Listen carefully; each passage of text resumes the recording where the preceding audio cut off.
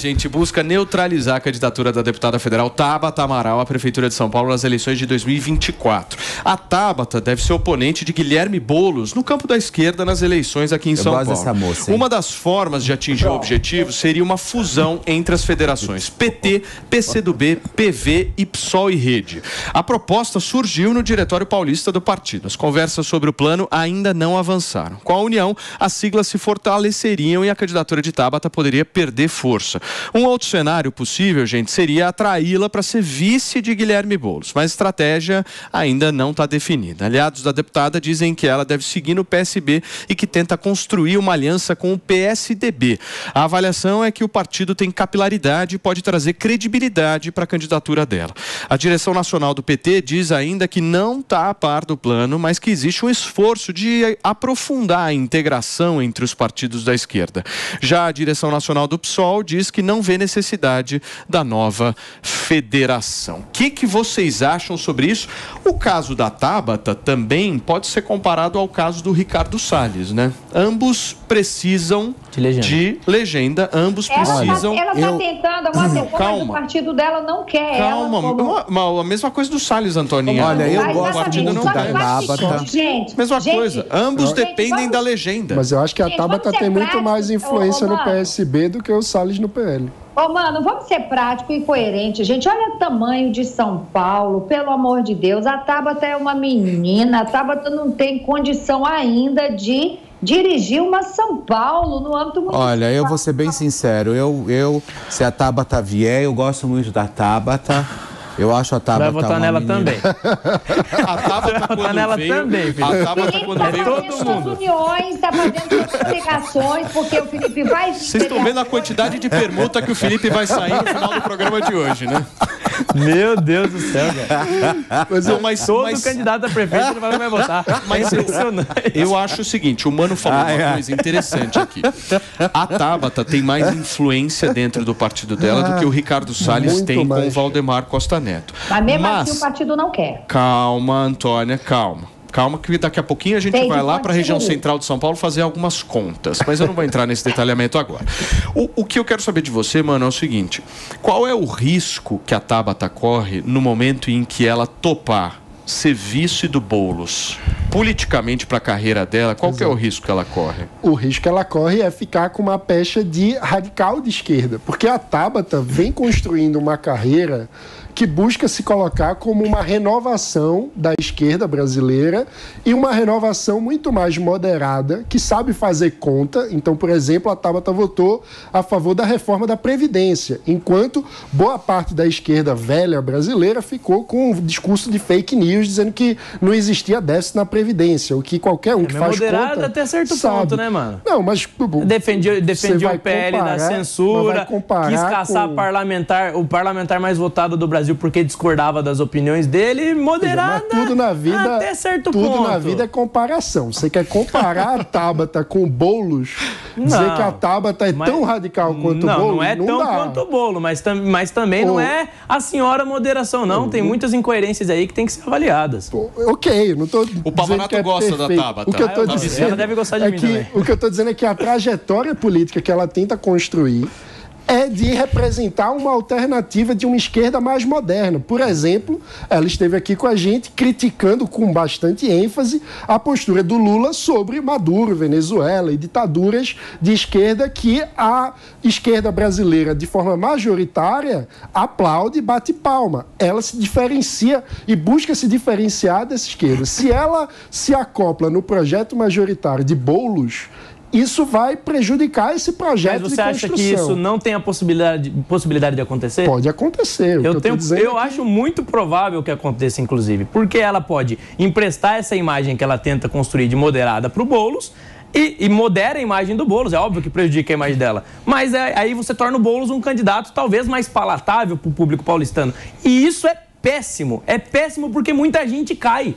Muita gente vai acreditar que o Boulos agora tá vestindo sapatênis, tá usando camisa social, agora o Boulos virou moderado. O Boulos virou um farolai. O Boulos está tentando, mas eu acho que a Tabata é uma política inteligente, não vai colocar a carreira dela num risco tão grande de neutralizar todo esse esforço. Veja, a Tabata apanhou pra caramba para votar, por exemplo, da esquerda como um todo, para votar a reforma da Previdência, para votar reformas e pautas que são razoáveis, que é o óbvio, né? O marco do saneamento. A Tabata é uma esquerda mais parecida, por exemplo, com o Boric do Chile, né? Exatamente. Mano, é uma pegada mais nova, diferente, é uma esquerda que está tentando, por exemplo, chegar no século XXI, né? No caso, por exemplo, do Nicolás Maduro no Brasil, ela foi lá publicamente. Eu discordo mas a solução para tudo é mais Eu discordo da Antônia quando ela vem com essa retórica que ela fala, ela é jovem demais, ou ela não tem idade suficiente para assumir uma cidade como São Paulo. Eu não acho que isso venha com idade, eu acho que isso tem muito a ver com a capacidade, que é completamente diferente. A idade tem a ver com capacidade, experiência política. Mas entre Tabata e Boulos, não tem a menor dúvida que a Tabata tem mais não tem nenhum dos dois. São Paulo precisa buscar uma outra alternativa. Eu não sei se vocês viram o que aconteceu com a Tabata essa semana. Só pedir aqui para a nossa Mariana Vasquez licença 1 minuto para a gente falar disso, porque eu acho que eu fiquei assim... Eu comentei isso ontem. Impressionado. Fiquei chocado. Eu fiquei impressionado. Eu vou ler aqui o que um cara comentou nas redes sociais da Tabata Amaral. E aí eu vou explicar para vocês o que aconteceu depois. Abre aspas para um usuário X que foi lá na rede social da Tabata comentar. Sugestão. Temos que dar a ela o tratamento de beleza mais efetivo do mundo. O taco de beisebol na cara. Tão eficiente que nem a mãe dela vai reconhecer depois. Isso é um comentário na rede social da Tabata de um cara, obviamente, agredindo ela. Aí o que a justiça brasileira decidiu em segunda e última instância, meu querido Mano Ferreira? É uma loucura. Que a Tabata configurou crime de alguma forma e vai pagar R$ 5.156,41 ao advogado de quem fez essa ameaça. Olha que absurdo. Decisão da justiça. A decisão é como se a causa é improcedente e aí a punição é porque você incomodou a justiça de uma forma impertinente. Ou seja, essa é a decisão da justiça foi lá e falou, Tabata, você está errada de sofrer ameaça e você vai ter que pagar o advogado desse cara que quer te bater com o taco de beisebol. É uma loucura. Aí eu te pergunto, como as pessoas vão acreditar na justiça? Independente.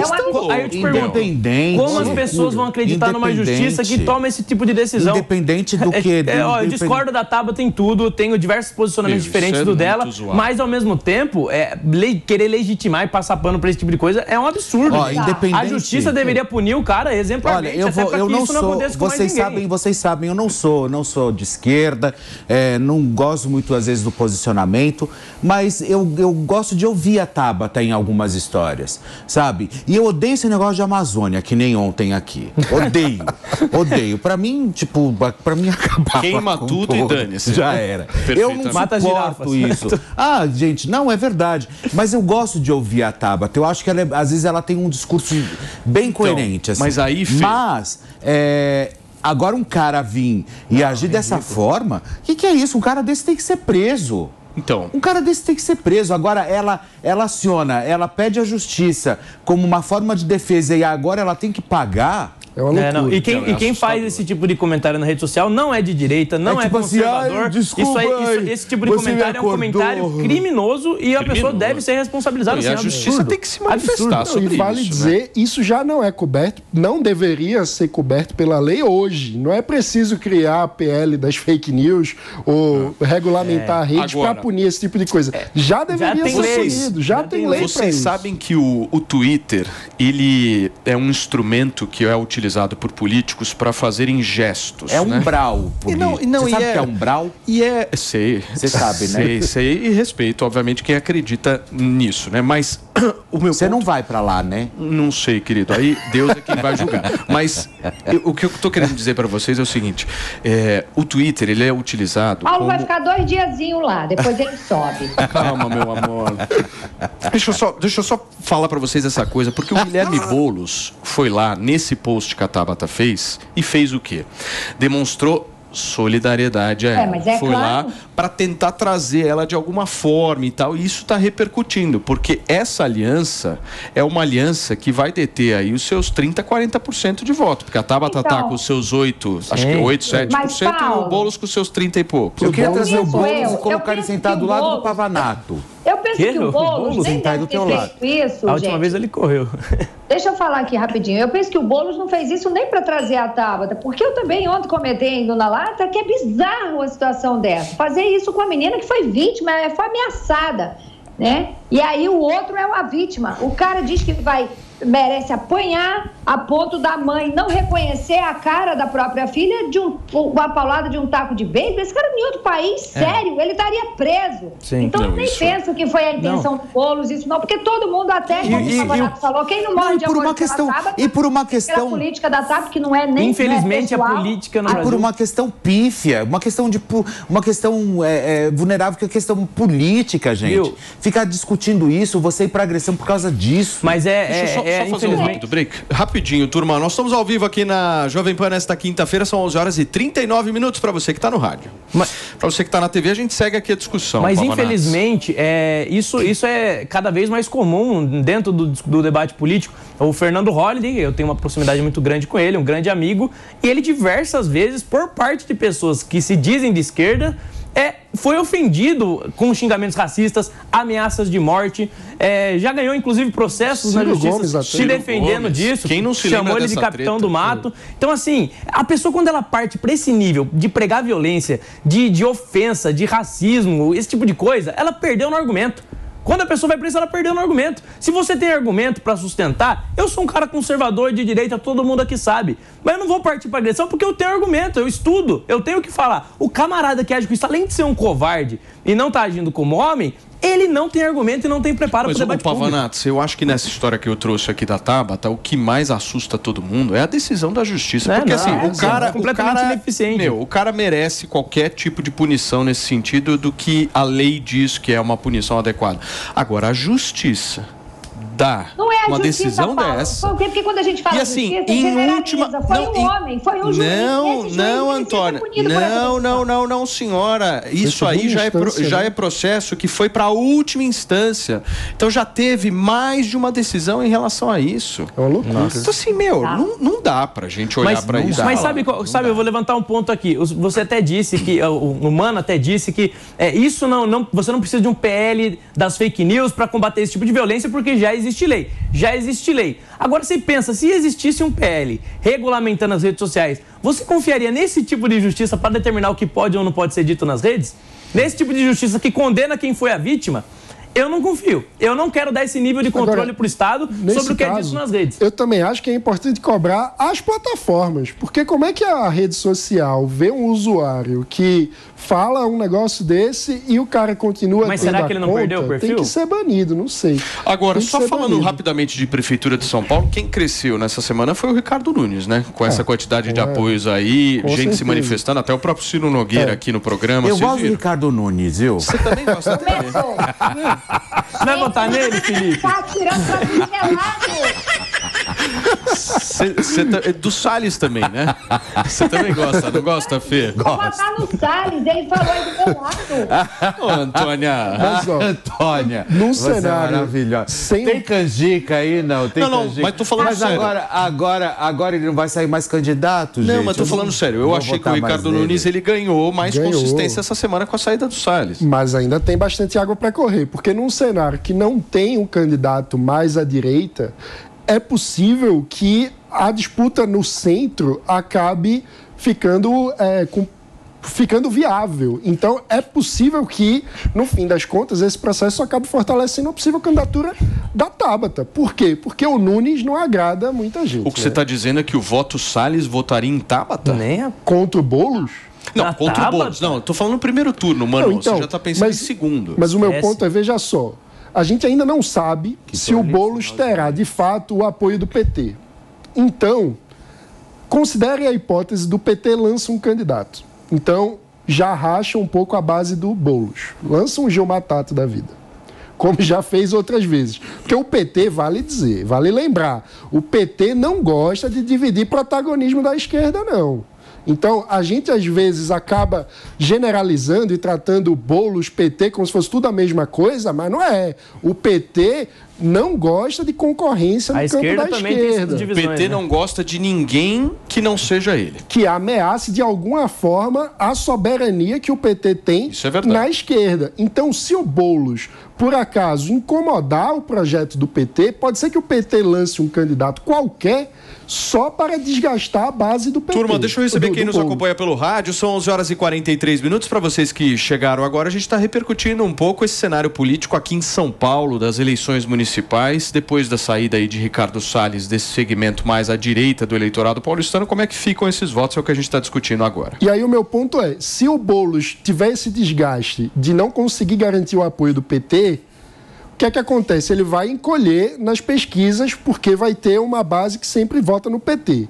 Com isso, fica mais competitivo o cenário de quem pode se aproximar do Boulos. Nesse contexto, não tendo um nome de direita claro, isso pode acabar favorecendo o crescimento do centro e uma disputa entre Tabata e Nunes para ver quem será o representante no segundo turno. E nesse caso, se a Tabata consegue passar o Nunes, que não é muito conhecido, que não tem uma gestão tão aprovada assim pela população, ela pode acabar conseguindo... Saiu um ranking aí que eu vi ontem, que o Nunes está em 8º como o melhor prefeito do Brasil. Não, tô falando sério. Do Brasil. Como o melhor prefeito do Brasil. A avaliação em comparação com os outros institutos. Eu acho que a questão não, Paraná Pesquisas. Se o Ricardo Nunes, ele quer de alguma forma ser um candidato forte ao ponto de vencer o Boulos, que é sim um candidato difícil, forte, que a gente tem que trabalhar para vencer, ele precisa de alguma forma acenar e ganhar a confiança da direita. Ele precisa fazer sinalizações para esse público, sinalizações claras que ainda a direita não teve. O eleitor mais conservador da cidade de São Paulo não confia ainda no Ricardo Nunes a ponto de votar nele. E ele precisa conquistar essa confiança. Senão, vai acabar entrando na cidade de São Paulo um candidato de esquerda. Tá aqui, ó. E eu queria... Tá aqui, ó, mano. O Nunes está em 8º lugar num ranking feito pelo Instituto Paraná Pesquisa sobre a administração e a aprovação das 10 maiores capitais brasileiras. Dele? Calma. Ao todo, 52,7% dos 1.208 entrevistados do Paraná Pesquisas disseram que aprovam a gestão, enquanto 38,7% afirmaram que desaprovam. E 8 não souberam responder. O aprova aí está considerando regular ou não? Tá meio... Sim, tá. Mas é daquele... O regular tá para aprova. Exato. Daqui o regular não é um apoio... É o que está dizendo aqui a pesquisa. Um apoio tão grande. Mas o que eu queria lembrar é que a Tabata está no partido de um nome chamado Geraldo Alckmin. O prefeito mais aprovado do Brasil de Salvador, Bruno Reis. Eu tô trazendo aqui, Antônia. Depois... É que a Antônia, ela nem sabe de qual partido é o Bruno Reis. Ela tá achando que é petista, ela já fez Então já deu jeito de falar, eu tô rindo, porque Salvador... Oh, meu Deus, como Salvador é aliado do ACM Neto. É que Salvador, né, meu povo? Como que é o que eu falo? É a máfia do Dendê, né? Salvador é a máfia do Dendê. O que vocês estão falando? Depois vem... Ô, Paulo, me dá esse aqui aí. Até o oitavo lugar que chegou no Nunes. Fala aí pra gente se divertir um pouquinho. Então, depois vem prefeito de Manaus, é o segundo mais bem avaliado. Prefeito do Recife, seu amigo, inclusive. Eu não, querido. Depois vem o prefeito de Curitiba, Porto Alegre, Belo Horizonte, Rio de Janeiro, São Paulo, aí é o oitavo, Fortaleza Neto, e Belém. Aparece. E Belém. ACM Neto não é mais prefeito. É o Bruno. Vocês estão muito loucos. Olha só, turma.